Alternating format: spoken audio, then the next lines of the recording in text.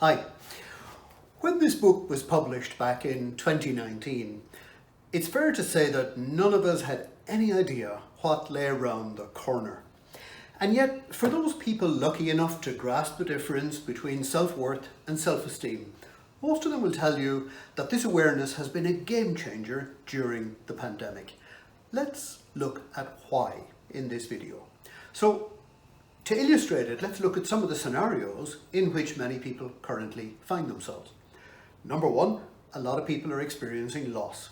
Loss of jobs, loss of businesses, loss of the office space they used to have, and sadly for some, loss of loved ones. Secondly, isolation, disconnection, particularly for families living across country boundaries. This has been a horrific time, and lots of people are talking about that. And by the way, there seems to be no sign of that disconnection and loneliness disappearing in the hybrid world model either. Thirdly, we're looking at overwhelm. Whether that overwhelm is caused by fear of losing a job and therefore going the extra mile, even at night, whether it's making up for the fact that others are on mental health sick leave and you're having to cover their jobs, but a lot of people are talking to me about overwhelm at the moment. So are people talking about anxiety, and a lot of people talking about fatigue. As one person put it recently, we're just bored with it all. We don't want to hear the word COVID ever again. The net result of all of this, for anyone running their life on self-esteem, is a loss of reference points. Those essential markers by which we've been benchmarking our relationship with ourselves. The job, the achievements, the title, the office, all of the external and indeed internal markers by which we've been measuring how we're doing at the game of life.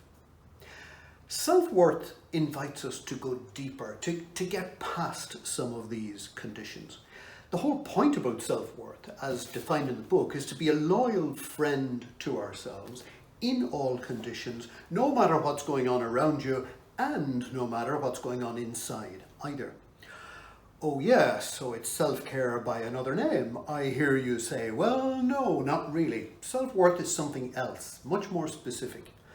Indeed, to some extent, it's a conscious pushback against some of the well-being and fitness and spiritual gurus who will happily burden you with additional practices and more expectations that you need to fulfill in order to feel better about yourself.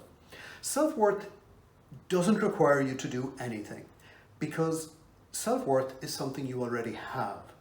You don't build it, you discover it.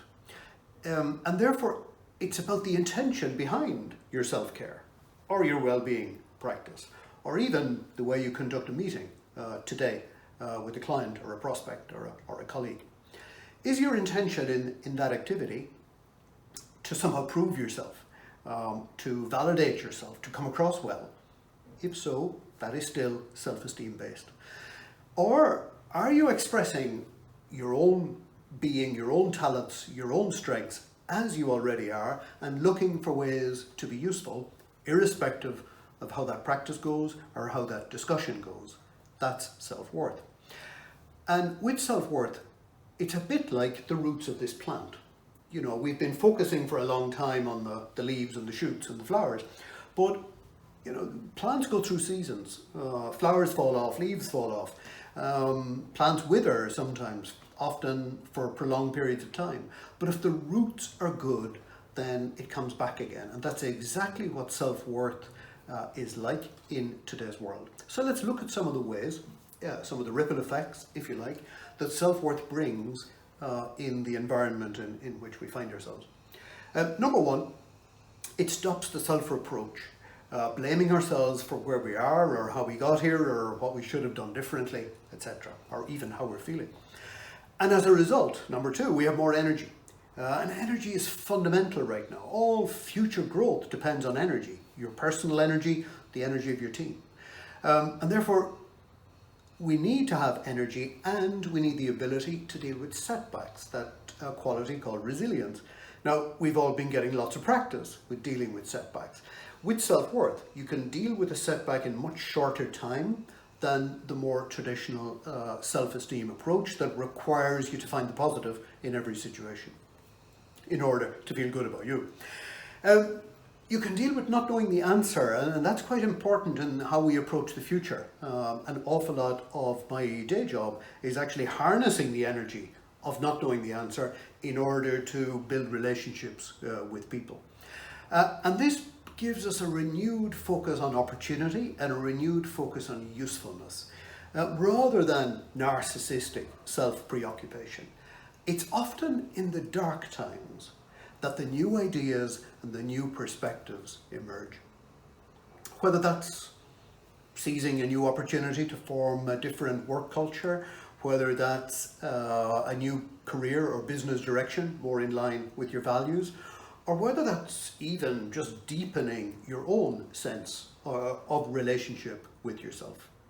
So in future videos from our gifted associates team, we will look at some of the shifts that are in this book, but we'll also look at how they apply to specific groups of people, whether they're students or independent professionals or managers bringing a new culture to their team.